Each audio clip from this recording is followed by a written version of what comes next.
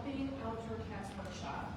It's that time of year where we're already starting to field a lot of phone calls about, I see cats outside. How do I know if it's a lost pet? How do I know if it's a feral cat that needs to be trapped in TNR? So we're going to answer all those questions here for you today.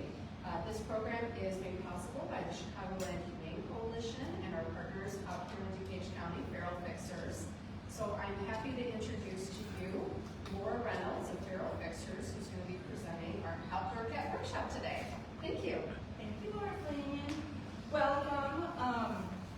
I have volunteered with Feral Fixers for going on 10 years. And I have been tracking cats, I was trying to do math, for 17 years. So this all started because I worked at a TV station in Philadelphia, and there was a cat under the loading dock. And I was like, huh. And I told my coworkers, and everyone was like, eh. So no one really seemed to care, and it was December, and I put out a box with a towel. Such the wrong thing to do, we'll explain that. And then I realized one day that there were 2 orange cats under the loading dock. So I was able to get one, take them in. The other one kept having kittens over and over again, so it was a process. And I realized that, and I do this nicely, while dogs are amazing, I love dogs, there are so many more people willing to rescue or help out dogs, it seems. Because my thing I told people, I said, what if a lab had puppies under the loading dock? And everyone's like, oh my God, you know, and I'm like, no, it's a cat. And they're like, no. So anytime anyone can get involved in cat rescue, helping outdoor cats, or even informing other people of what to do or what not to do, it really makes a difference. As they say, the easiest way to save 100 cats is to spay or neuter 1. And it really is, that's true. And to start where Laura was saying about people call, is it friendly, is it not friendly, we'll go through all of that, and sometimes it's a fine line. And sometimes we don't know until we get the cat in our possession. But so let's kick it off with this amazing PowerPoint. I apologize if I go backwards for a second. So I'm with Feral Fixers. We are based in DuPage County.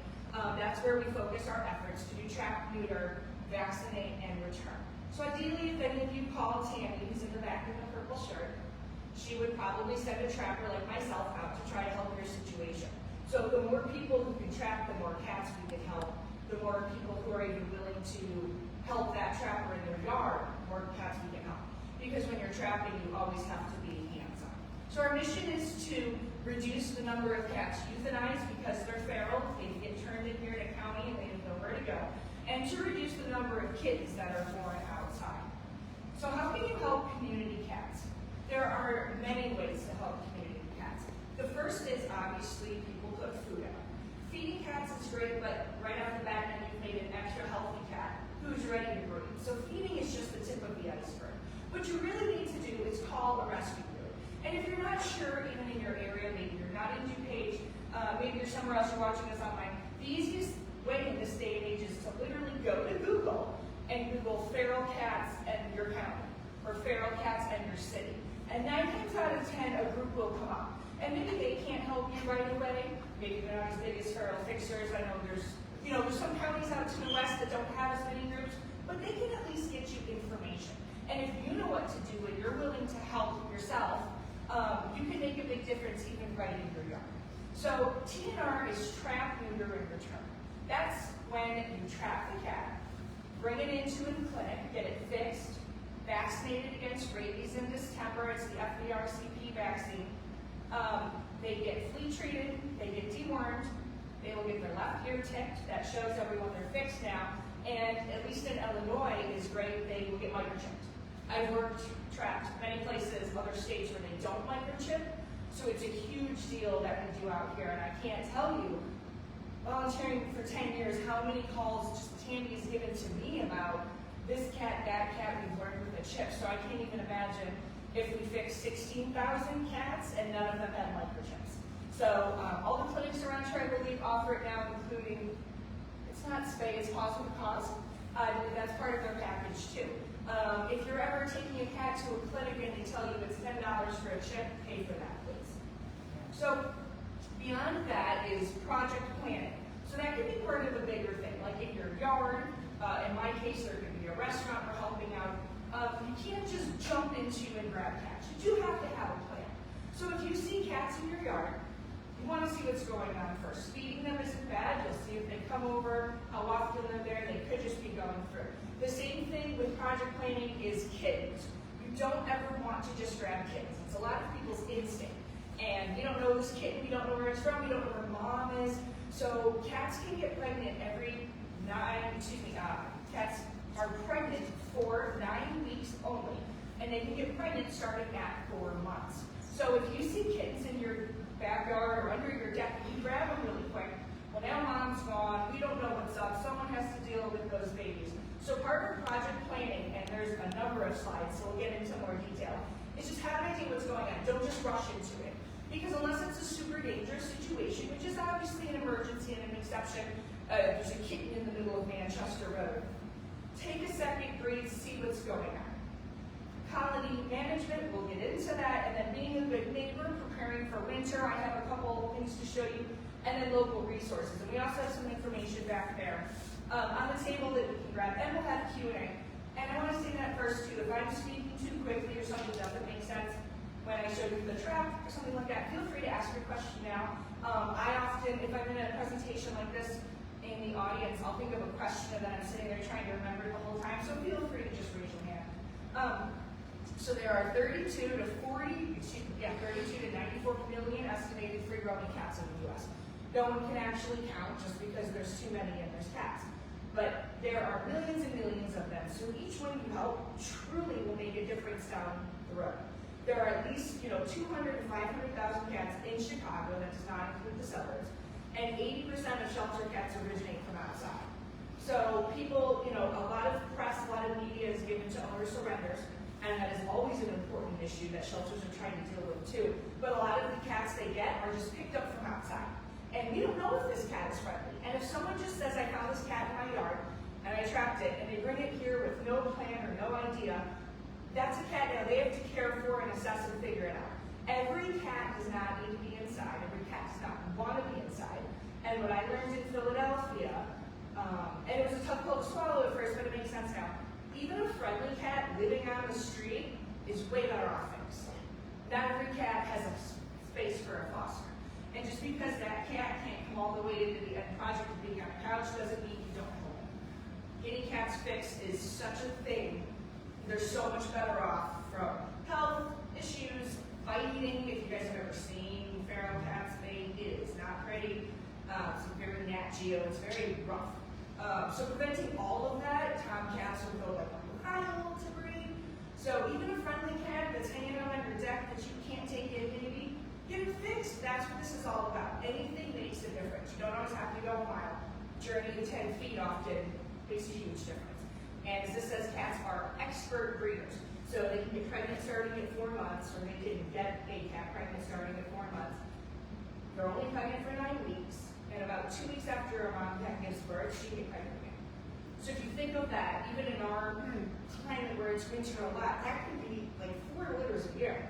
And then the litter that is sort of gestating right now and is going to be born in March will then be able to have their own babies come September. So that is, I don't know if we have the pyramid on here. That's one thing it's like a ridiculously mind-boggling 2 cats over a period of 10 years. It's like 1 million cats. It's ridiculous how many they can breed. People joke about rabbits, but it is really cats. So Laura had a good stat in here. Here at DuPage County Animal Services alone, they took in 1,443 cats just last year. And that's just here. And if 80% of those cats roughly are from outside, it's 1,000 cats. So what we want to do is reduce that number right off the bat, because we don't want to overwhelm the whole shelter system.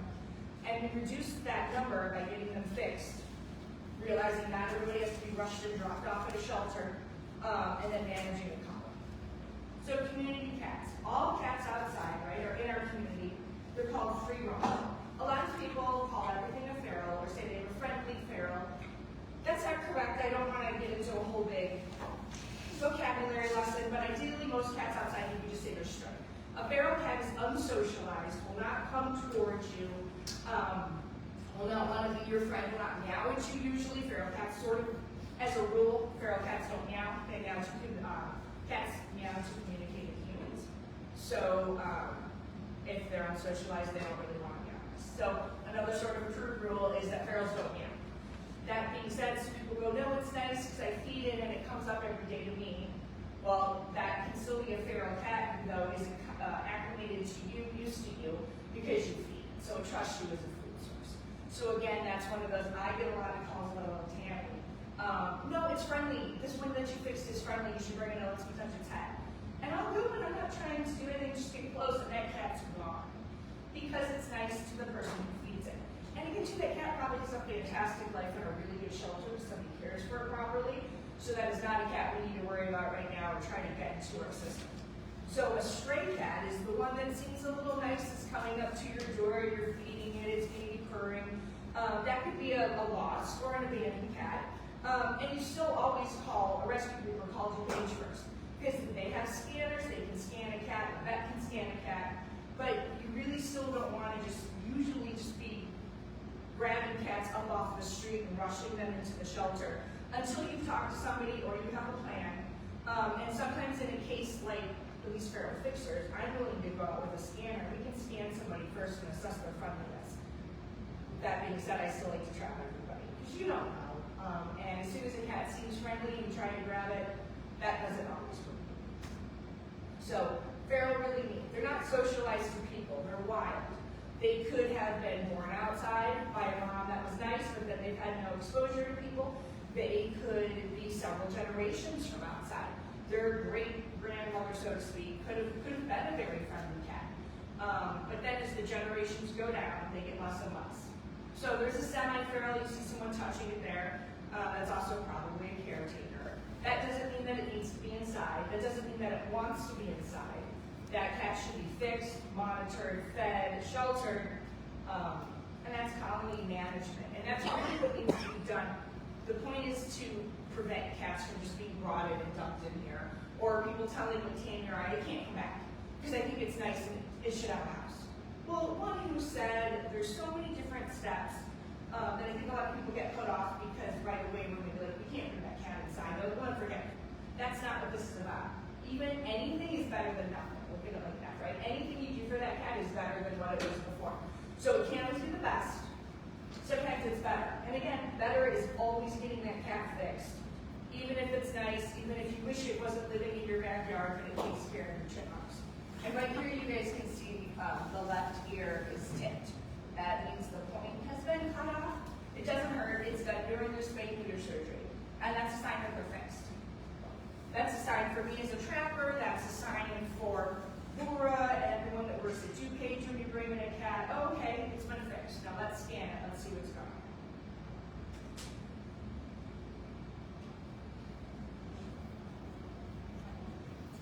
So here's a couple good rules of thumb. Feral cat. Afraid. It's going to run away. It's not going to talk to you. It's not going to attack you. It's not angry. It's not a wild cougar. It wants nothing to do with you. Boom, it's gone. They're not dangerous. Don't corner it. I relocate cats that can't go back where they're from through our working cat program. And I tell people these cats are not dangerous. They're not going to come at you. That being said, don't corner it. Don't corner any wild animal. Really, ever. So as long as you don't pin that cat in the corner and it's still not going to attack you, it's going to try to get away. But they're not vicious. They're not nasty. They may kill a bird or a chipmunk, but also if they're in a well-fed colony, that usually doesn't happen. Part-friendly, semi-friendly, semi-feral. It's all sort of in the middle category. That could be one generation born outside. It could be an older cat who had been inside and thrown out as a kitten. So he's been outside for a few years, but he still is not fully feral. Those are feeder-friendly. You can touch them like here, maybe scratch their head a little bit. I have some places they'll put flea treatment on them. Friendly only to the caretaker. They prefer the outside. To that point, I fixed so many cats from people that then want to bring it in because I touched it while I was feeding it. And I don't even do that anymore because the first couple times it was clear that those cats don't want to come inside. If they wanted to come inside, there are cats all over this world where if you open your door, they will walk right in your house. That's a cat that wants to come inside. If you're trying to wrangle and cajole and force a cat to come in your house, there are plenty of other cats who are fully friendly who can come in your house. Let's just get that guy fixed. All right, and friendly, rubbing, purring, petting, being vocal, meowing to you, rubbing on the ankles, even if they maybe don't let you touch them right away because they're scared. Their body language will be different. Their tail will beat up, they'll be inquisitive, their ears will be up, they'll be blinking, they'll look appealing to you as opposed to a feral who is scared. And right, if you're planning to rehome cats, that's what I always tell people, they need to be outwardly friendly, which usually I'll offer because it's a group I've been working with or a woman in her business parking lot. Oh, one's really nice. I'm like, okay, I'm gonna come up. If he comes to me, I will just grab him and put him in a carrier and I'll let Tammy know because it's already fixed.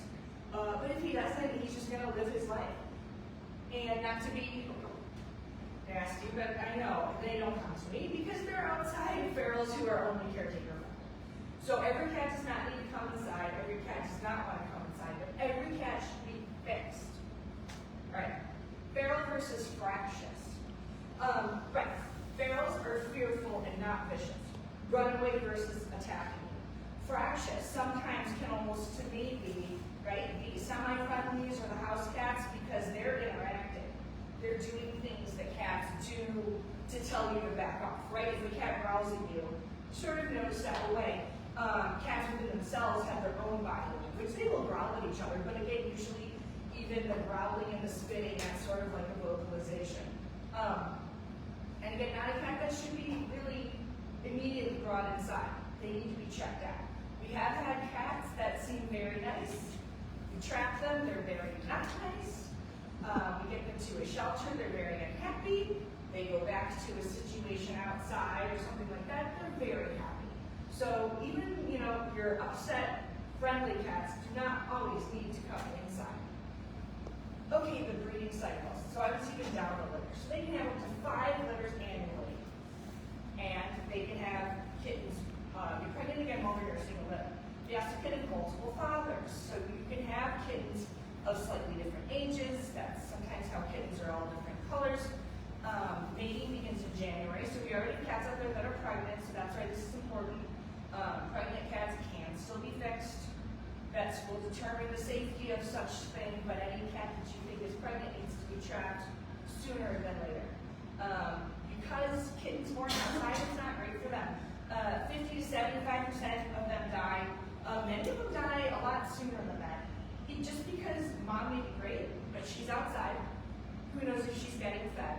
She was not fixed, obviously, but then she's not in backstage, so she doesn't have health care. So she's not in the strongest position to have all these kittens. Even with the best, let's say she gave birth in a shelter, there's still fleas, there's still raccoons, there's still other diseases that kittens born to a less than perfectly healthy mom can have. So the whole point is to not have kittens born. Obviously, we rescue a bunch of litters outside every year. There's going to be a bunch this spring. When we can get them and help them, that's wonderful. But the point is to sort of keep them from being born altogether. They're through the world. We'll never run out of kittens. So let's try to do what we can, at least in DuPage or where we live, to reduce the numbers of that. We can also get cats fixed young. Usually, is it 2 pounds. 2 pounds. So that, if it's eating well, it can be 8, 9 weeks, 10 weeks. So they can be fixed early. They do not have to have a litter. That doesn't help anybody. That's not good for mom. Or I'm a friend with a dog who thinks that every animal should have a litter, and that's not. They don't need that. It's a lot. Also, young moms. Imagine if this mom is 4 months old. She gets pregnant right away. 9 weeks. She's 6 months old. They're still little, and we've seen them with like 6 or 7 kittens. I mean, she can just die in China. Well, kitten birth, sorry. But so it's a whole bad thing all the way around. So we want to get everybody fixed as soon as we can. Try to start that. Also, males will rip each other to shreds when they are breeding. They will also walk very far. I think most of the stray cats that DuPage puts under the deceased section are intact males because they're looking for a female, and they can smell crazy amounts of distance, and they will walk super far. So they're crossing main roads. They're fighting with each other because for every one girl, how many guys were just attracted to that? That's the yowling, that's the spray, that's the horrific wounds. You can see that poor guy's got like a puncture wound because it's really easy to get clawed in your head. And a lot of things that people will complain about. The cats are fighting and yelling, the cats are peeing all over because they're males trying to mark their territory. So this guy, luckily we got him because that bite wound can become infected. He could have just died from that right away. There's also injuries introduced to the females because they're held down. And it's a great way to spread disease. That's how you can spread FIV, which is not a death sentence in cats, but not something we like to see. You can spread leukemia that way. You can probably also spread a myriad of other cat diseases I'm not familiar with. But cats mating on the street is nasty. I drove up a street in Philadelphia once, and there was a female, she was calico, on a tourist step, and there were like 4 male cats, and they were big, and they were yowling, and they were trying to get on her, and then they were fighting each other, and it was like the most traumatic thing I've ever seen in my whole life. And I'm honking the horn and yelling, and they don't care at all. And that female was in the middle of this scrum of nastiness. So anytime we can get her fixed and get them fixed, all equally important. Some people are like, just fix the girls first, and like fix everybody first. You can make everybody's life a lot better. That being said, too, that's why even if that calico was friendly, and I can't bring her in right now, her life would be a lot better off if she was fixed. So even friendly cats who are fixed are better off outside than being not fixed. And why don't we bring them all inside? So, yes. So in that case where you saw all the male cats wanting to get to the female, if the male cats were fixed, so then they would know. I guess I'm trying to figure out. So if a female cat was fixed, then a male cat would know she's not available. Right, they wouldn't get her. They would just keep walking down the street to the next one. So the male cats can tell if a female is fixed. Yes, because she's not then going into heat. Got it. So the male cats are drawn to the female cats because starting when the weather gets a little nicer, so like a couple probably next days in January, they'll go into heat, which is like a woman's cycle, and they put off a smell between their blood and their hormones. They also act a certain way. They will be, a lot of times people think a cat's friendly too, and then she would be because she's in heat, so she's super like agitated and excited, and she's sort of doing displays with her tail and stuff, and then they're smelling her from a mile away, and then multiples are smelling her. Right, so if she was fixed, those 4 guys, let's say, would go find somebody who's not fixed, but still better for her, right? If she wasn't fixed, but those 4 boys were, they would leave her alone because they don't care anymore. But another boy would find her. So I have, sometimes it's like, well, who to get fixed first? Whoever you can get. Because each, otherwise you're going to have the boys roaming farther, or you're going to bring new boys in. Yes. So if she was fixed, though, they're not attracted to her because she's not getting off anything. I don't know how they sense, I know how they sense it. They don't smell anything. I don't know how to look at her, if she's a nothing or what have you. But yeah. Which is why my husband is always, we have all boy cats. It's like, we're if you're bringing a girl and everybody's fixed, there's not gonna be any hanky-panky. So why not bring them all inside? So adult feral cats are nearly impossible to socialize. And it's not practical to try. I know we all know someone, if we've done cat rescue a little long enough, who is intent on socializing cats, and why not? Because I can help that one cat. So my point is, while I'm while I'm spending 6 months socializing a feral, which may not even work, there are probably 4 other cats that are already friendly on the street begging for help that I could have fostered. And I learned that early on when I was in Albany, and I rescued 2 kittens in a bush outside of the building by my house, and one was super friendly right away, and we had him until he passed away just a couple months ago. And the other one, I just could not get him to come around. And I got him fixed right away. He was in a cage in my kitchen, and I was really trying to intense love, and other kids were around, and he just wasn't having it. So this was my first foster failure of like, no, I gotta put him back out. And I was super upset. And as I'm putting him out, and I had already got him fixed, vaccinated, irritant, and he ran into the bushes. The brother of the one I kept for 16 years ran out and literally jumped in my lap while I was crouched down releasing the trap. And I'm like, oh my God, if I hadn't given up or realized that that one can't be tamed and let him go, I never would have gotten the one that was super friendly and then went on to get adopted like a month later. So people can do what they want. I don't want to say you're a bad person if you're trying to socialize a feral. I just want to say you can help so many more cats with your time, and you're stressing that cat out so much and the chance that it's going to come around. Then get them fixed, put them back out, and spend your time bringing in and trying to help cats that are very friendly. And how do you know when a cat is very friendly? The cat will be very friendly. That sounds silly, but I've been out there trapping a million times and doing things, and if a cat wants to be friendly and wants to be by you, they will be. And if the cat does not, that's why we use traps, because we're going to do what's right for them. But shouldn't be in the business of forcing them to be friendly. There are cats enough, as Laura will speak to, there's paperwork back there. There are so many kittens that do need some love and cradling for socialization. So if you want to spend your time on a great cause and we guarantee you'll come around, you need a kitten socializer. That would be great. Trying to bring an adult feral is just no good for anybody. And good luck, you're going to need like 6 months and a cage and a whole thing. There's so many better ways to help cats and spend your time, in my opinion. Feral cats also too get very stressed. It's not so good for them. Us imposing our will on them. I want you to be friendly. They get sick, you can't treat them. They have goopy eyes, you can't put meds in. Shelters aren't going to adopt them out unless you eventually get them to the stage you can hold them like a baby and hand them off to strangers. So now you're trying to adopt out this cat, so it means you're convincing your friends to get a cat that's maybe sort of friendly because it's been in your basement for a year. So, and the last one is more important than what I said too. Too many friendly cats are already in homes. When there is no shelter in this whole country putting any cat down for space, then we can revisit who wants to try to socialize a feral. I don't think, sadly, we'll ever get to that place. So, let's just not do that. Why not relocate them? This is one of my favorite topics. Relocation is very stressful. A lot of the cats don't stay. Maybe 30% of them take off. It's a whole acclimation process. People want to put them at a sanctuary. That's, in my opinion, the worst thing. No, there's a house with like 150 cats in it, and they'll take mine. Oh my God, that sounds horrible for a cat. How are they going to meet all those cats? How are they going to be okay with all those cats? How are they going to get any care? That cat should just be fixed and put back outside.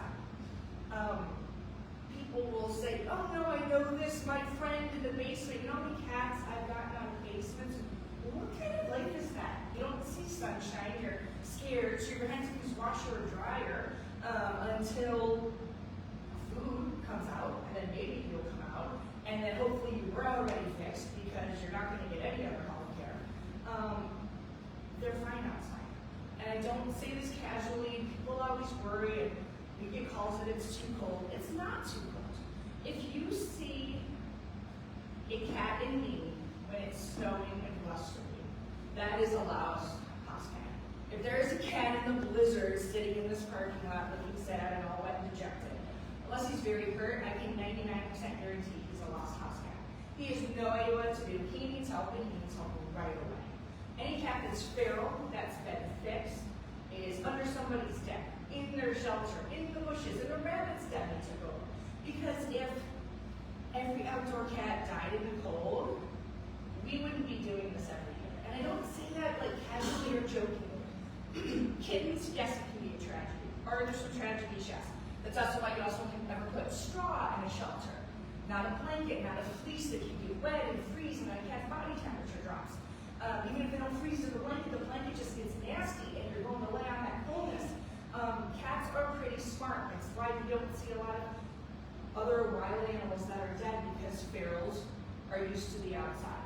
Like people will sometimes tell me, I know that cat's a lost house cat. It looks great. And to me, it's almost the opposite. A feral outside often looks great because they know what they're doing. They know how to clean themselves. They know how to handle everything. A scuzzy cat outside is usually a stray or a lost pet because they don't know how to survive. They don't know how to be able to clean themselves with the amount of dirt or where's my food coming from. So a lot of times people just right off the bat are, have it sort of backwards. But the cats aren't going to die. If they're fixed, they can often lead healthy lives. Tammy, okay, so it was this summer, and did I retrap it? It was 16 years old. Tammy had shipped this cat in 2009, and it was last fall. And she had trapped it at one place, and then it moved on to another place, and a gentleman had it in his garage with an amazing shelter for the last 3 years. That's right, and he called us. And I went out, and she definitely had something wrong with her mouth, and I trapped her, and I gave her to Tammy. Tammy brought her to DuPage. I brought her to DuPage, and I handed her off to you guys. And then Tammy later told me that they euthanized her because she had a big tumor in her mouth. But at 16 years old, otherwise extremely good health. She had been fixed 16 years ago and living in this wonderful neighborhood, and it was Wooddale or Bensonville. And her original caretaker moved away. And she found another one, and this guy had the coolest setup in his garage. I told him I hope more cats find him, and I'll happily fix that, because he had heating and shelters and everything, and he was very into it. So, cats can lead healthy lives outside. Tragedy can happen, they can get hit by cars. There's always tragedy. Hopefully we don't live your life as a person like the tragic degree. We can all get hit by cars. We do what we can, but these cats can have healthy lives, especially if they have shelter and someone to feed them. So sterilizing and returning is the best option. If people say, well, there's a coyote in my neighborhood, I do the working cat program. If I relocate that cat, I'm going to take it out to the country, and I'll tell you there's a lot of coyotes out there. And it might be fisher cats, and I think there's bobcats. I mean, we're always fighting different things that live in Illinois, right? So there's a lot of wildlife. There's no farm that's safer than your backyard if that's where the cat is currently living. And if you call a rescue group like Feral Fixers, we'll talk you through the steps of managing that colony and keeping them in your yard and getting the free rodent protection. That being said, sometimes there's cats that are living in the parking lot of Domino's. Those have to be relocated. But that's what we say relocation is for. Because there's nowhere in the immediate Chicago area, because I'll just say excluding the city, we don't work in the city. I know there are probably a little more exceptions there, but it's dangerous. But all of our neighborhoods around here, there's nothing wrong with that. You know, these cats, especially if they've been there, they know the neighborhood. And for me to take a cat where he knows and go throw him something else he doesn't know, even through our process, which is 3 weeks in a cage, and the whole thing that we do, we don't just drop them anywhere. It's not what's best for them, and they don't always stay, so why do we do that? So we feel better now, right? We're all here to help the cats, so we need to look at what's best for them, even if we're like, oh no, it's very cold, will they get a shelter? Get an even better heated shelter if you want. There's a heated water bowl that actually, oh my gosh, if somebody wants a plug-in heated water dish, you can take this one for that. There's things you can do to help them, and fixing them is number one, and they'll have great lives. Again, 2, trap and move doesn't work the vacuum effect. So everyone thinks they're the only feeder in the neighborhood. They're not. There's a bunch of feeders. So if I take the 5 cats that you're feeding, sorry to point you, and take them out because you don't want them anymore, there's someone a couple streets over who's also feeding cats, and they're going to be like, oh, she has food too. They're going to start coming over. As soon as you open up that spot, it's going to be filled with cats. So pulling them out doesn't work either. The vacuum effect. It creates a vacuum and new cats move in, and those cats will likely be unsterilized, because a fixed colony will usually also keep out other unfixed cats. They sort of have their space, and they sort of keep the unfixed guys out. Because if you're a fixed male, or even a female, and unfixed cats come up, they just smell differently. They've got different biological things going on. So, fixing your colony too will also help prevent other cats from coming in, and you can maintain it at a safe level. You know, because we want to reduce the number of cats outside, but not by pulling them away. It's by fixing them and not letting them have kittens. And there will be some spring litters that will also, though, hopefully tip us off to where the moms and dads are living, and we can help everybody. So how can we help? As a rescue group, we can help reduce the number of cats outside and improve their lives, and help offer education and vet care. To help caretakers, that's how you guys can help, get your colony under control and keep costs under control. Imagine too, if you're feeding 2 cats, and then 5 cats, and then 8 cats, and that gets to be a lot, so you're not feeding them as well, or some people just aren't able to afford the increasing costs at all. You know, you have a bunch of cats, no one's fixed, they're not being fed properly. Rescue groups try to help with all of that. As far as Feral Fixer goes too, we do have a food pantry available for caretakers. You can't just show up, but you can email us, and we'll be happy to make sure that you have some food to feed your cats. Also, are they fixed? Let's get them fixed right away. Because you don't want to just feed cats. You want to take the full next step to then work to get them fixed. So TNR we've talked about trap, neuter, and vaccinate. Some people call it TNR, and return, because ideally they're returned right where they came. People say they don't want them back. A lot of, again, problems that people complain about is fighting, spraying, yowling, and that's because these cats are mating and they're marking their territory. If you get them fixed, I can almost promise that all of those problems are going to go away. They're not going to be fighting, they're not going to be on your deck, they're not going to, just everything that people complain about shade trap in Philadelphia, so in urban area, you really hear it, out of your window at night, and there's cats in the parking lot. So you gotta work to get those guys fixed, because then they don't do that. They just sort of lay around when they're fat and happy, or as our 16-year-old Tori girl was doing, just living in someone's garage. She was great. And so here's the trap. So we'll go through this for a second. This is a true catch 30 LTD. If anyone knows, maybe you guys don't, but this is the only trap, in my opinion. There are silver traps, there are tomahawk traps, there are safeguard traps, there are have-a-heart traps. If you're going to be doing trapping, usually you can borrow one of these from a group, or it is worth it, in my opinion, if you're ever going to trap more than one cat, to just buy a couple online. True Catch is made in South Dakota, and it's TRU and then CATCH, and this is a 30 LTD. It's under their feral cat section on the website. Other traps do work. The traps that don't work are any traps that you get at the Tractor Supply and they're flat and you're folding them up. What I'm trying to say, you guys know what I mean? The collapsible ones. Don't use those at all, please. If you have them, just go throw it away. It's not good for anything. The cat's going to get out. It can't hold them. It may seem like it's okay. It's not going to be okay. Ask me how I know, because cats get out. The traps that have the large solid doors that stack down, even cats in that capacity, I've seen have been able to push out the wall and get around that door and get out. So if you're interested in trapping, which I think is amazing and very fulfilling, it's worth it. These are, I think they're up to $90 now, but to buy yourself one or two. If not, though, you can borrow some from a rescue group, especially if you're helping that group get cats under control. We're happy to loan out a couple traps. These are lighter too. There are silver ones that have a wire door. Some of them are fine. You really don't want it, you want it to be built in one piece. You don't want a trap that folds down for your convenience, because it's just never going to be strong. Gosh forbid you get an angry tomcat in there. They'll bust out of that and you won't even know it. So this is a 30 LTD. Here's the front door. Here's the back door. So the back door is where you put the food. This comes up. You put the food back here. There's a trip plate. You guys see this? This is where the cat steps. So in any trap you're using, silver, black, whatever, you don't ever want your food plate above or below your trip plate. Because if you have a plate there, it can get hung up just enough that it won't close quickly and the cat can get out. If it's over it, sometimes it just, again, it can work with the mechanism. So any trap you're using ever in your life, don't ever put anything on the plate, put it right behind. You can take a little spoonful of wet food and, on the wire, but your plate, your can, whatever you're using, always make sure it's in the back. So your food there, close the door, and then the front where the cat's gonna walk in this specific one. This one closes nicely too. I'll show you.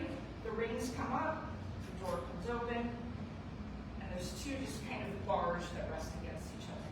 This is what we call a gravity trap. Because when the cat comes in and hits the trip plate, it closes nice, it closes quickly, and it closes gently. The other traps that are spring-loaded, if you guys have ever done that, they snap down.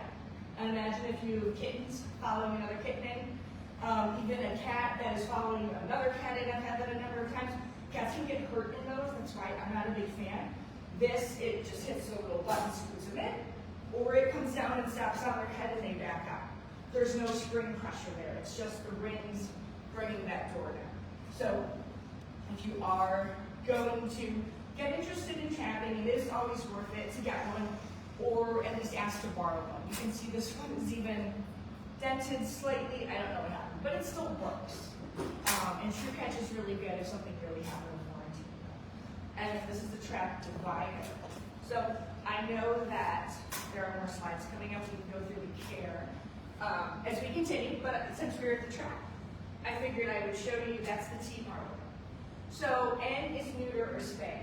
So castration, hysterectomy, obviously the cat is anesthetized. They do get a brief exam when they're under. Look at their mouth, their ears, that kind of thing. They're sterilized with just a small incision. The females, excuse me, do get their belly shaped which is why we don't trap in the snow. That's why we usually stop in about October, November, so not going to be able to regrow a little fur. The poison's less invasive, but excuse me, we don't always know where we're trapping, so that's why many groups take the winter off, just for the safety of the females. There are no external stitches, they don't have to come back to the vet. Females then obviously no heat cycles, they don't go into menstruation anymore. That brings all the boys to the yard, and the boys, then their urine loses that stench, and it usually takes like a week or two, but you won't have that nasty tomcat smell anymore. As somebody who's only had boy cats for 15 years, nobody smells, because it's all out of their system. No more mating, fighting, spreading disease, and there's less cancer. There's so many cancers that unfixed cats can get, let alone females can get a condition called pyrethria, which is like a huge inflamed uterus that can just kill them. And sadly, a couple times a year, well, I shouldn't say sadly because we catch it, but we'll catch a cat that we think is pregnant, and it'll turn out to have pyrethria. But if that cat was fixed, her kitty hysterectomy, she's now a uterus, she doesn't have that problem. And obviously that's all the things that go with it. Cats can get uterine cancer, ovarian cancer. Male cats can get testicular cancer. So if you fix them, you're already, again, helping them so much with their health, let alone vaccinating them against some key diseases. Ear tipping, you can see on our little guy there. It's the sign of a universal sign of the cat. If you go sometimes in the south, some places will do the right ear. In Hawaii, they do a notch on the side. But if you see a obviously surgical something on a cat's ear, 99% of the time it's fixed. That being said, if you're a trapper, and unless you know for sure and it's a nice clean one, we've had some that are like at an angle, and we'll always bring them in because then we can scan them just to make sure. But that's the sign. So I was even some places in Hawaii they do ear tick because we were there in the fall, and I was like to look at the cats at the resort, and I'm like, oh, somebody's been fixing them. It's fantastic. So you know that he's fixed. You know he's been vaccinated. So they care enough about him, so they're probably feeding him and sheltering him, and he is good to go. And ideally, he's going to be released. He probably just got fixed because ideally he'll never be in a trap again. Because you'll see him in your yard, or you'll call us to help, and we'll grab him. He's your tip, and it happens more often than not anymore, which is great. So the vet removes the quarter from the top of the left ear. It's when they're anesthetized during surgery. It doesn't really hurt. There aren't a lot of nerves up there. They'll get a little scab. It heals quickly.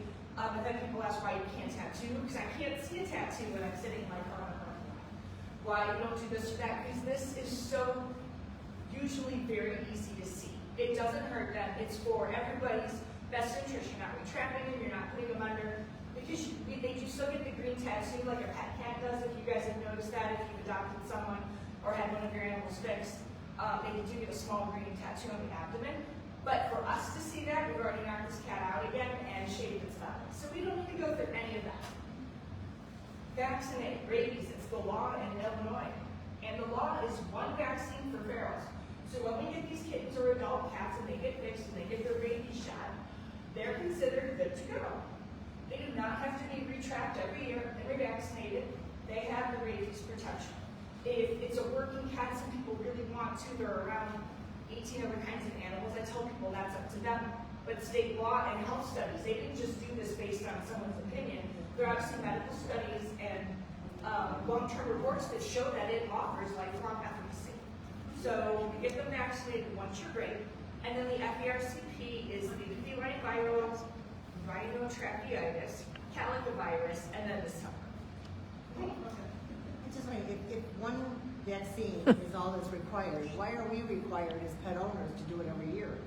Yep, I'd be happy to answer that because it's not realistic to think that you can trap and revaccinate feral cats. But if they're still healthy enough, why would it? There's some studies that show titering, but until we see titers being approved for pet cats, and because pet cats are interacting with humans far more than feral cats are, there's a much higher risk.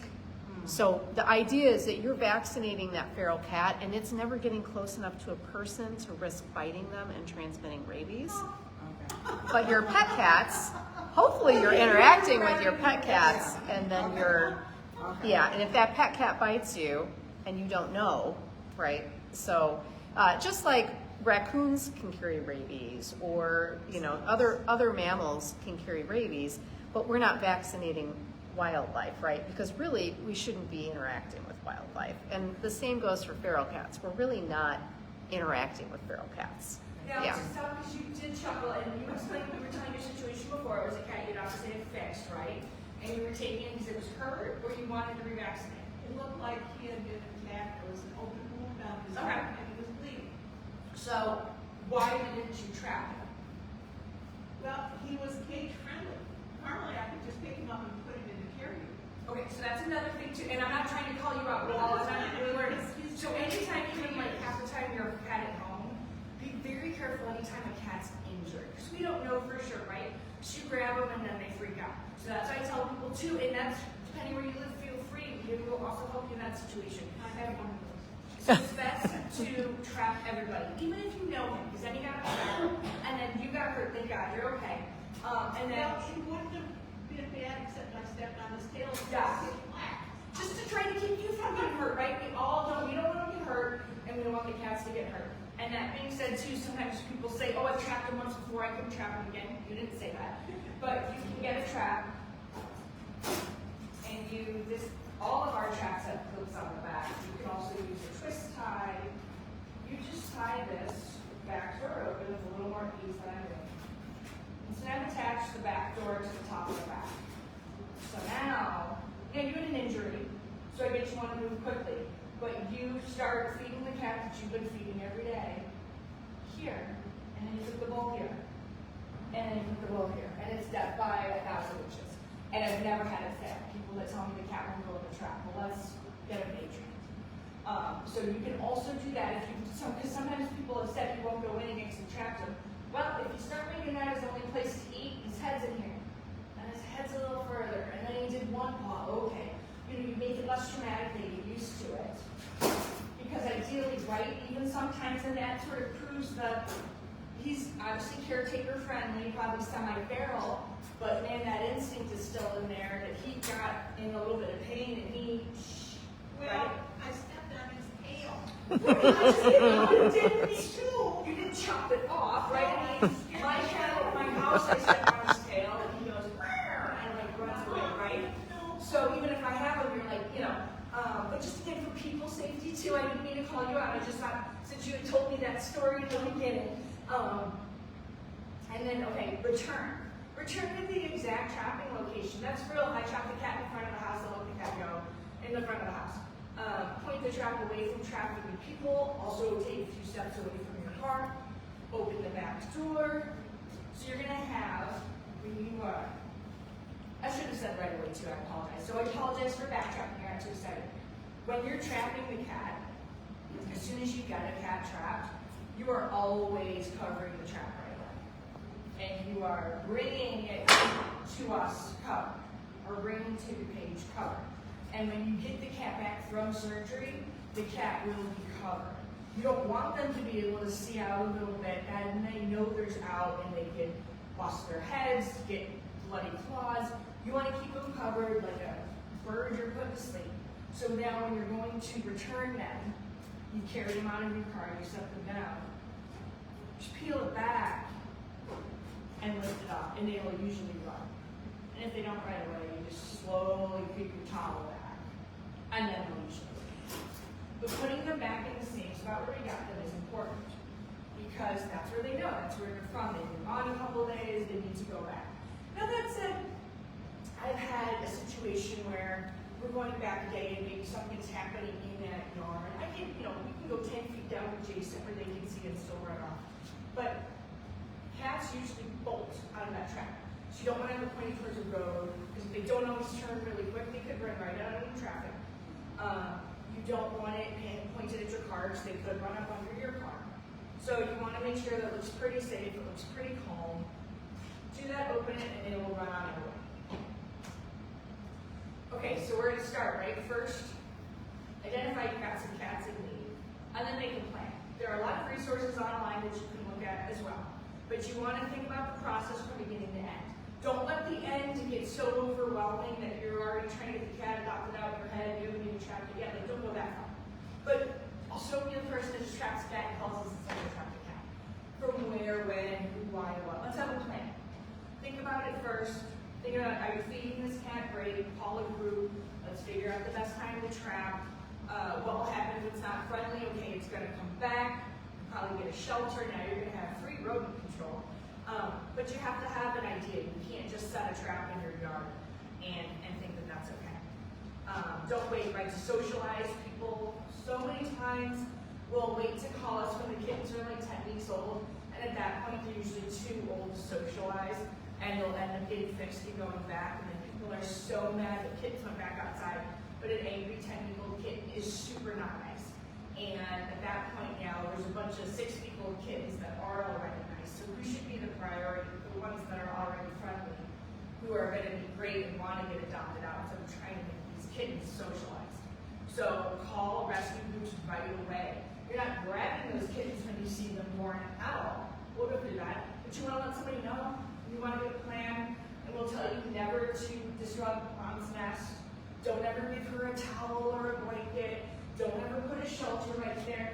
Because sure as, I was going to swear, she will move them. And she'll move them and you're not going to find them. Then we play the game where I go, now we have to wait. She's like, I still feed mom though. I'm like, all right, well then when the kids are about 6 weeks old, she'll bring them out to eat. And then please call me right away because I'll trap them that week and they'll be fantastic. But if then we wait another month, now they're 10 weeks old, that's not going to work. So it's a delicate game, everyone. Which rightfully so, Regina, oh my God, baby kittens. Grabbing them right off the bat is the worst thing to do. You have to have a plan. That being said, again, there's exceptions. They're sitting out in the parking lot, something tragic's happened. But cat kittens in your yard, you want to deal with them properly, so it's best for you guys, best for rescue groups, and best for all of them. We want to make sure we get mom fixed. So it's a whole little just coordinated effort. And don't worry about trapping a neighbor's cat. One, they're probably microchipped, so we'll scan and check it out. Second, they shave the belly to begin to do something, see the tattoo, we stop down, and cat would go back where it's from. Also, maybe your neighbor lets their cat out and they're not fixed. I will fix your cat. And sometimes they don't even know. And I've seen it in my village Facebook group. And I saw a post and they were like, Mimi is missing. And I can't remember what I texted Kelly. And I'm like, this is Max, right? And she's like, yeah. I was like, all right, well, he's getting fixed today. And it's a he, by the way. I said, so let's not respond to this post because I don't want anybody to get mad at me that we stole their cat. So we fixed Max, we held him overnight to recover him, I let him back in Kelly's yard, and what do you know, the next day there's a Facebook post, yay, Mimi's back home.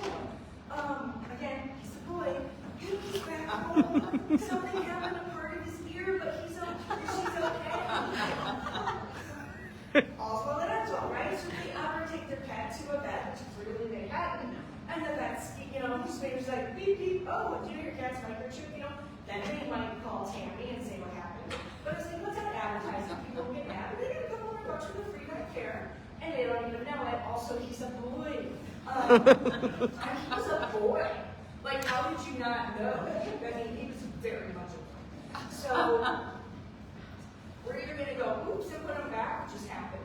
We're going to go, oh shoot, he has a chip. Call, oh wait, he moved away, something crazy. Tammy is reuniting the number of lost pets. So has DuPage. Or we fix your cat and we put him back anyway. So we're going to start trapping kittens under 2 pounds, under 8 weeks.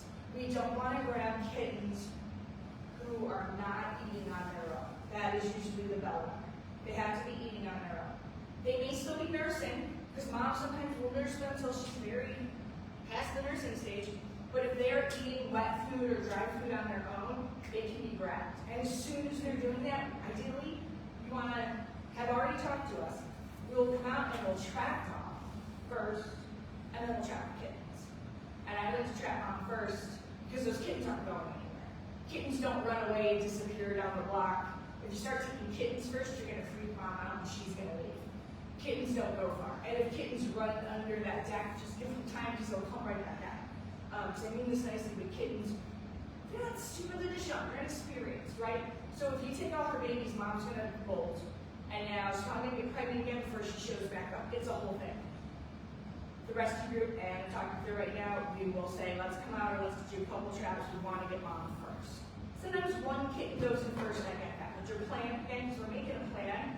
Life is full of plans that don't work the way exactly we want, but we have a plan. Plan is to get mom first, then get the kittens. They're eating on their own. So that we get the kittens into a foster home and get them fixed and adapted when they're old enough and get mom TNR and she can go back. We can trap pregnant females. You should trap pregnant females. Often we don't know for sure they're pregnant, but we'll just assume. We don't know how far along they are. We also, again, going back to many kittens born outside don't make it.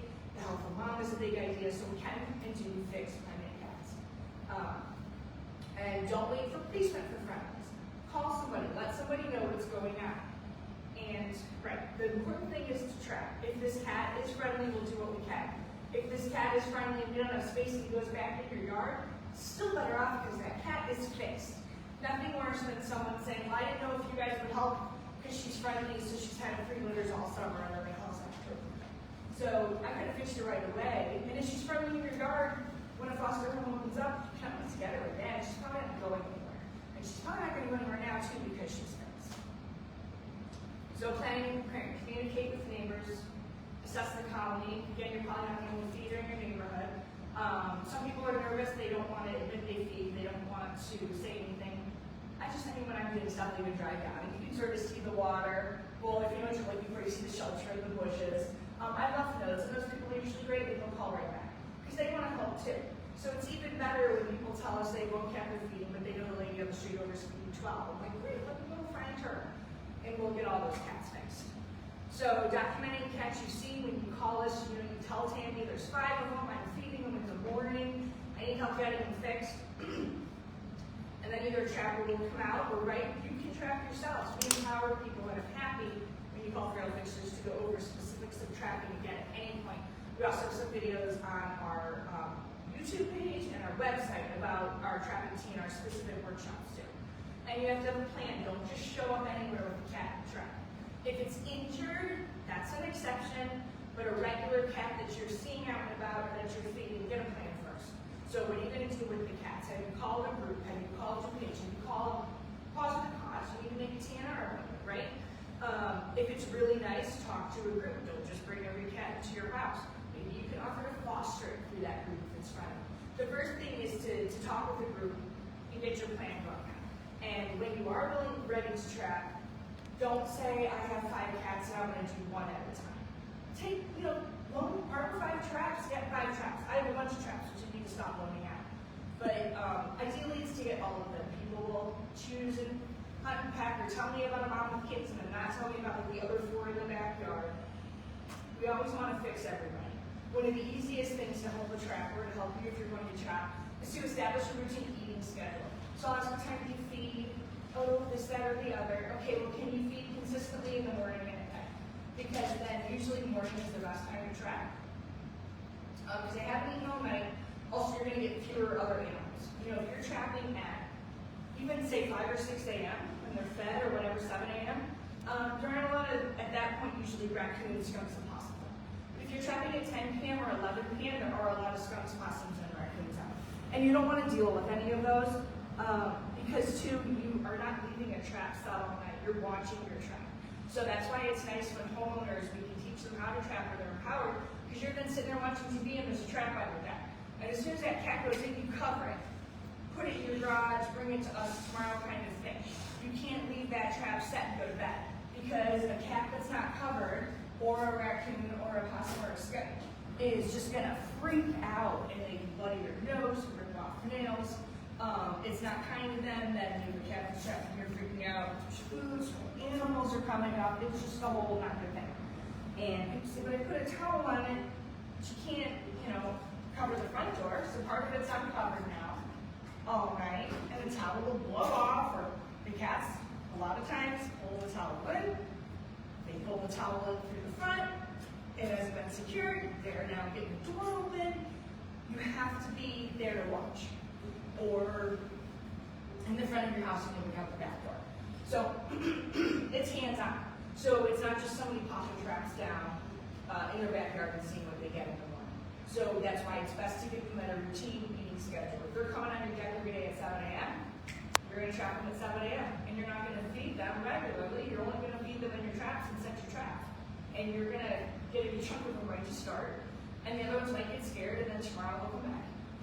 So when you're showing an example of,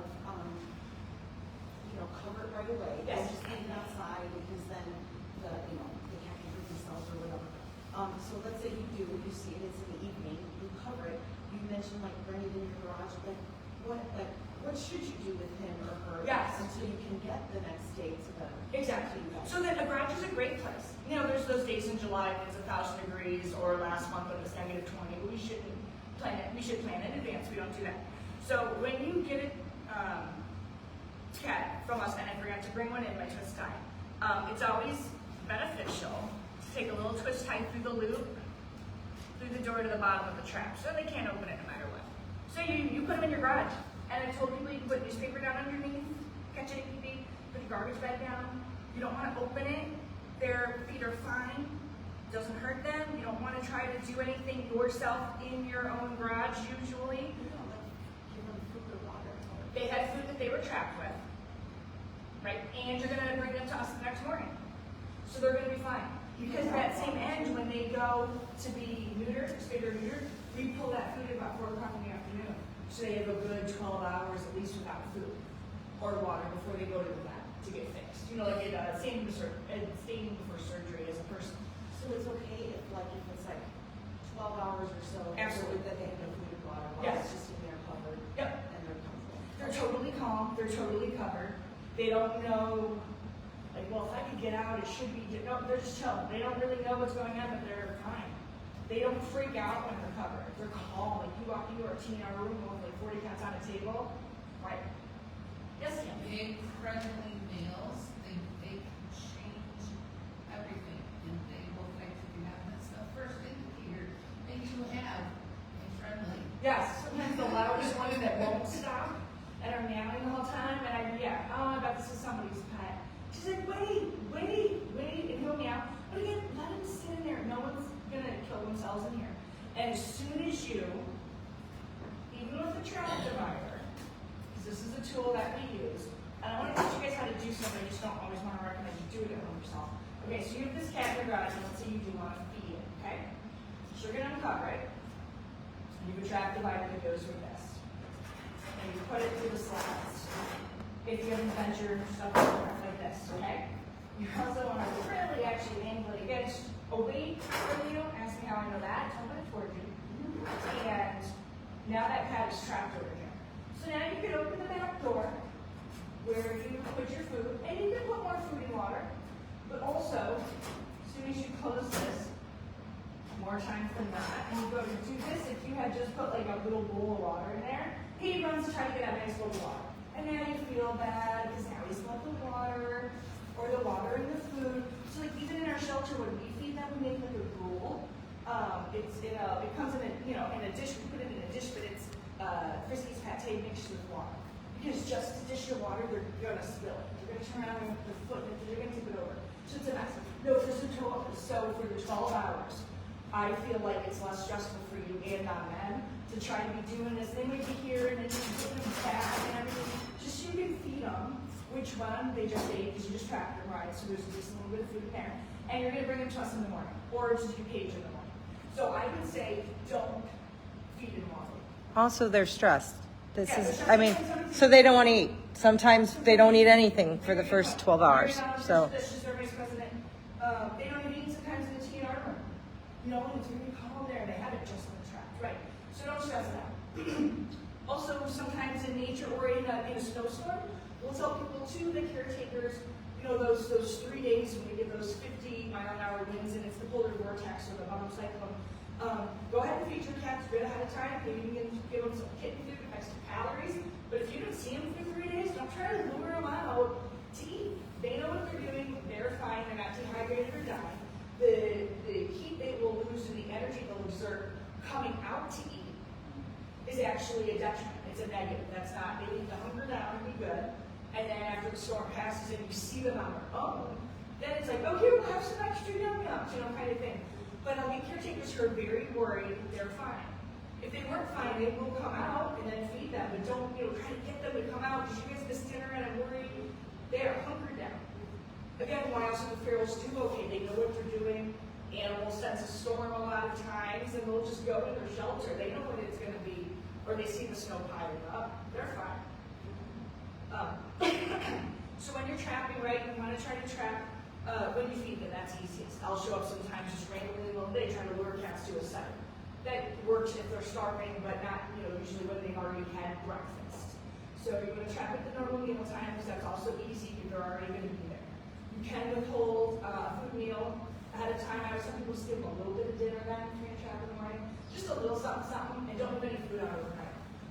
Which another rule, if you are a caretaker, a county caretaker, don't leave food out overnight. You'll get other animals and that'll just some of your neighbors too. So get on a schedule to feed them during the day, and the cats will figure it out. If you still have food out all night, that guy at 2 o'clock will come by and there won't be food, and then when he's sleeping at 6 a.m., he'll smell your food and figure it out. They will get with the schedule. I've never had anyone whose feral cat starved to death because they decided they couldn't feed it that way. Because you'll get raccoons and skunks and all this, and then that's what other people will complain about, especially if you live in like a townhome situation or condo. The neighbors get mad, so just feed when you are awake, they'll figure it out. And trap personal, so that's the bait training we talked about. You can really tie any of the traps open, even if you have them with a different kind of front door that more opens inside, which is the spring trap. You can still tie that trap door to the top of the trap so it won't close, and then you can start feeding them in there. Because that is an easy way to get them used to it. And then on the day you want to trap, because sometimes, I shouldn't say sometimes, feral fixers only usually is 1 spay day a week. So we'll trap some cats in advance and hold them for a couple days. We will line them with paper and feed them and make sure they're comfortable. But sometimes you're trying to trap day after your appointment and you need to get all those odds in your favor. And if you borrow a couple traps but they train your cats, you will usually have aces luck the morning of trap.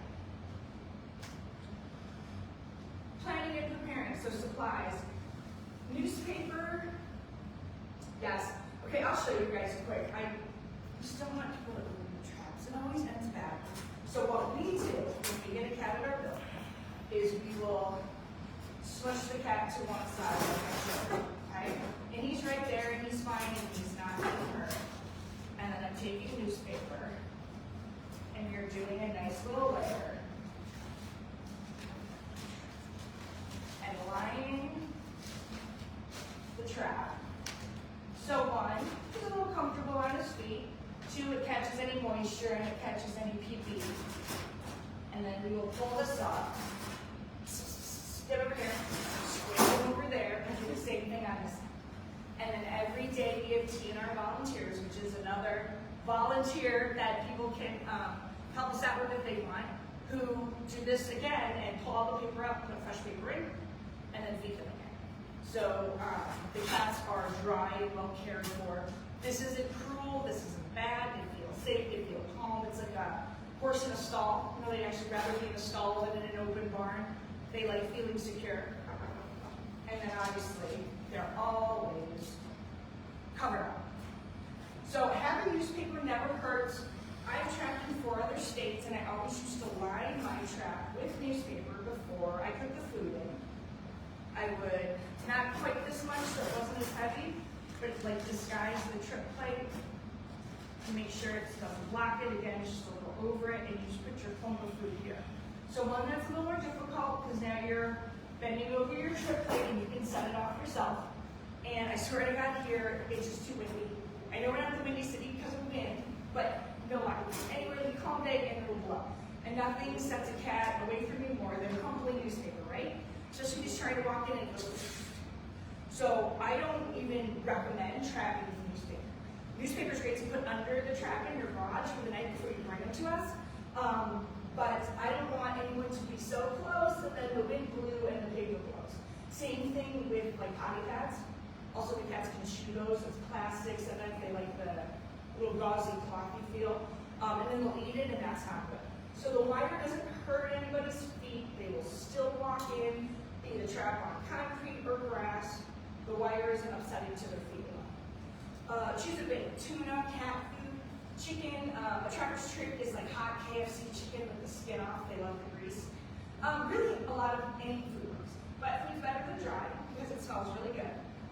If they're your cats in your yard and you always feed them X, put X in the trap. I'll have people, I'll get there and do myself like, oh, I feed them hot salmon and chicken hearts. I'm like, well, give me that. And I will put that on my little paper plate, because why not? It's not so much the bowl that they always like, because those usually don't fit in the trap, but a yummy, yummy food.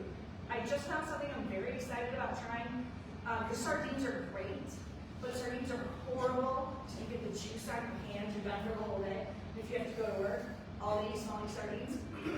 We had somebody give us a half-open bag of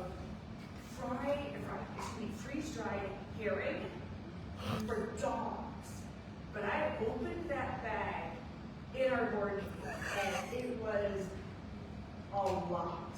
And a lot in a good stinky fish way, right? So I'm like, okay, they're in my car right now, bag's closed, so you can't smell. But I was like, I am ready to try those as soon as I trap them. Because it's not gonna make my hands stink.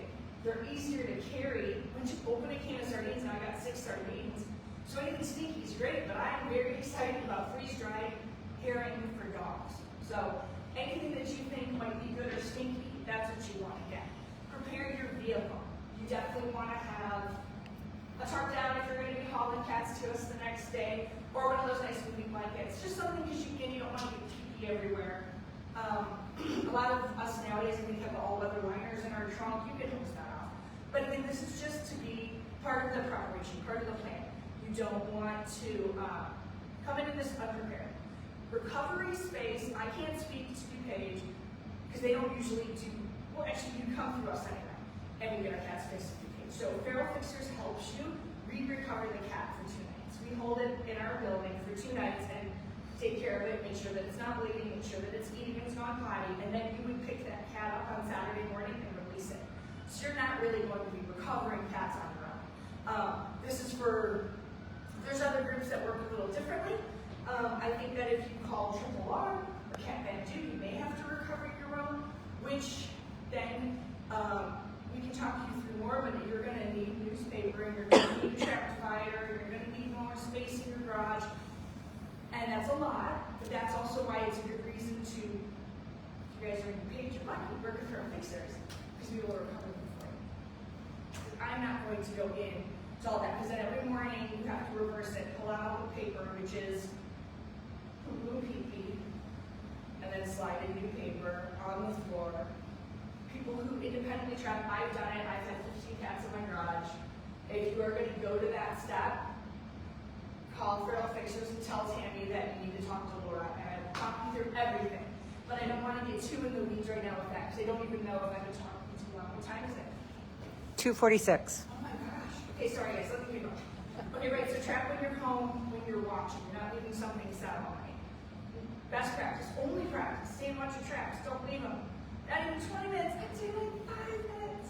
So then I have an Arlo camera that is its own hotspot, and I'll put it in people's backyard, and then I can go sit in my Jeep in the front and watch to make sure that I'm not getting, or when I get somebody, but without disturbing them. Okay, we went over how to trap pretty much. Don't put stuff under and over the trap. You have to be there, make sure you have a blanket. Odds of you getting any wildlife are very small if you're not doing this at night. I've probably trapped, I don't know, 2,500 cats. And I've gotten probably 10 wildlife. I know that's not how you say it. But very, very, very few. Very few. 3 skunks, 2 possums, and like 4 raccoons. And it's because I was trapping at night. I didn't have stuff unattended, but I was like at a construction site at night. So that's really not going to happen. Don't worry about it. And if you do catch something, you have to let it go in your yard. You guys can't move stuff that's illegal for Illinois state law. So don't be taking a cat trap and moving a raccoon or a skunk or a possum.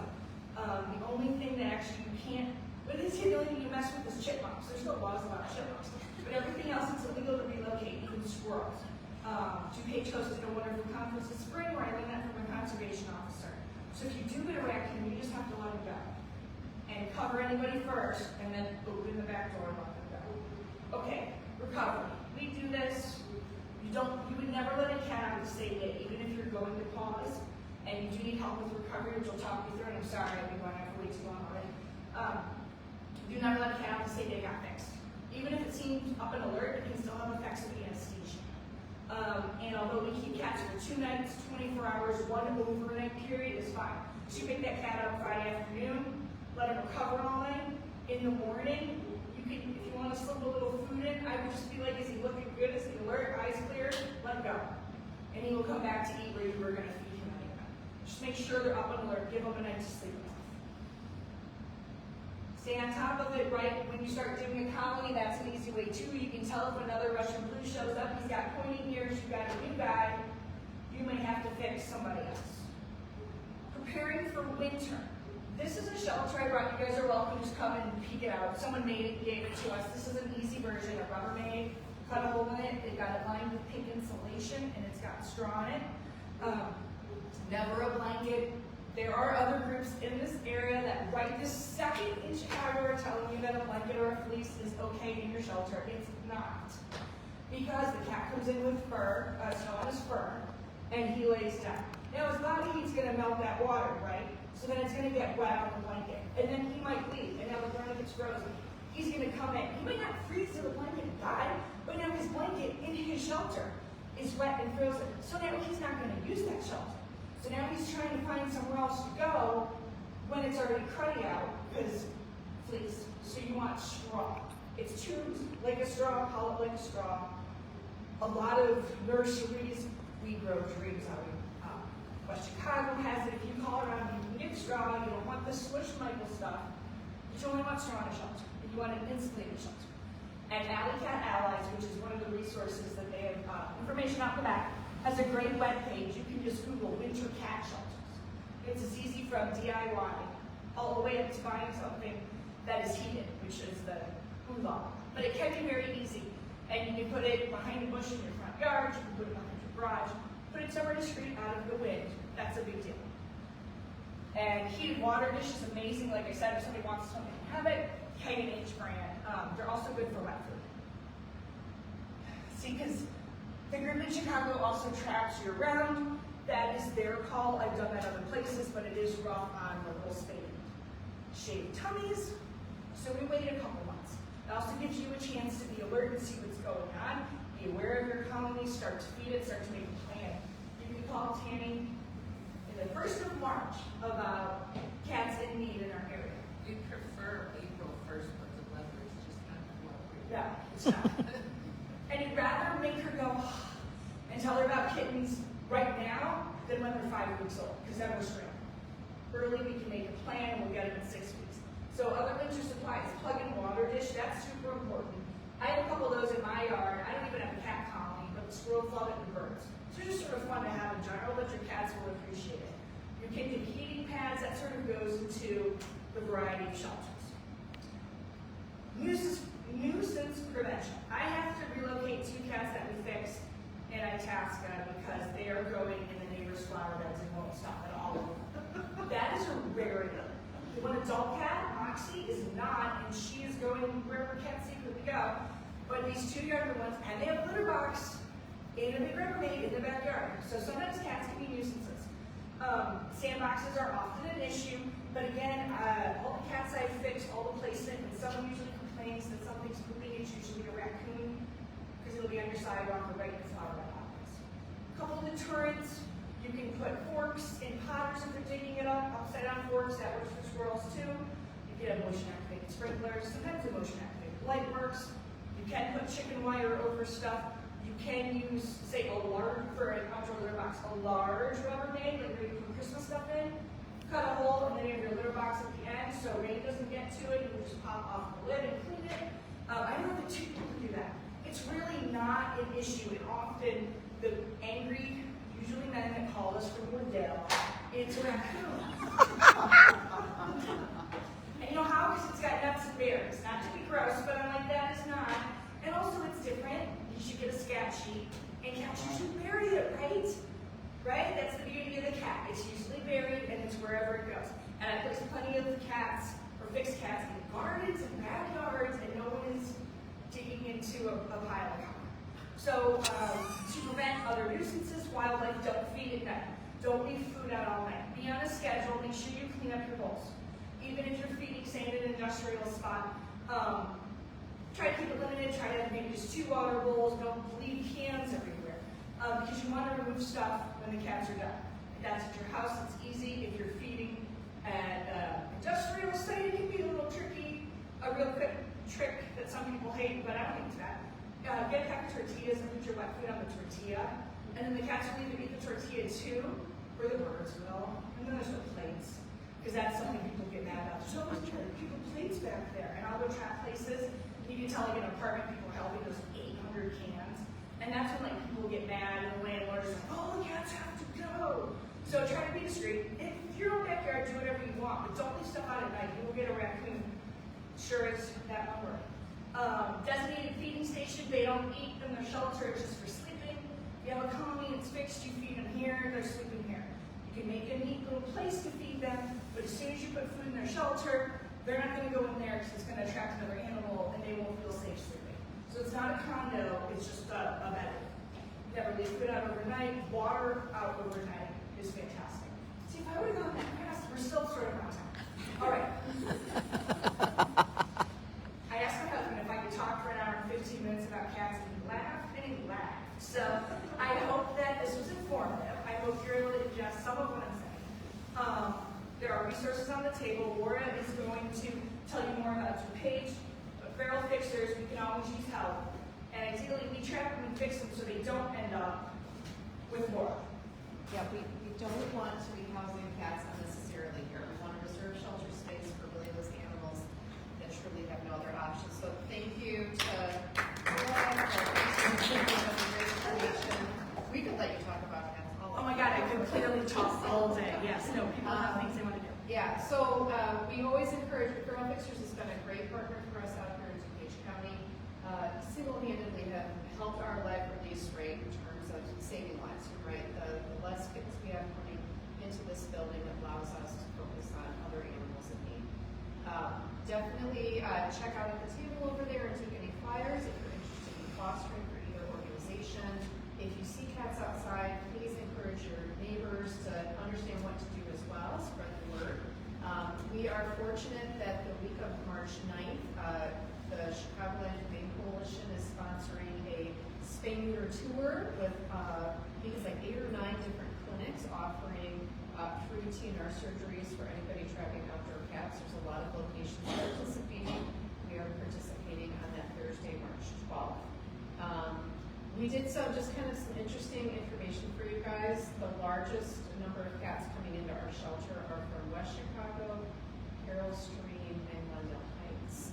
So we're doing a little something extra for anybody that's trying to help us get those populations under control. Definitely give us a call. And open to any questions you guys have. Yes. Did you say you have some presentation or something online? So if you go to feralfixers.org, they've recorded a bunch of If you go to our how to trap and how to socialize. They've got some great videos online at feralfixers.org. The last one we did about a month ago maybe, and it was a Facebook Live, and I think it's still on our, if you follow us on Facebook, I think you'll find it there. Yeah. There's other great resources too. Alley Cat Allies.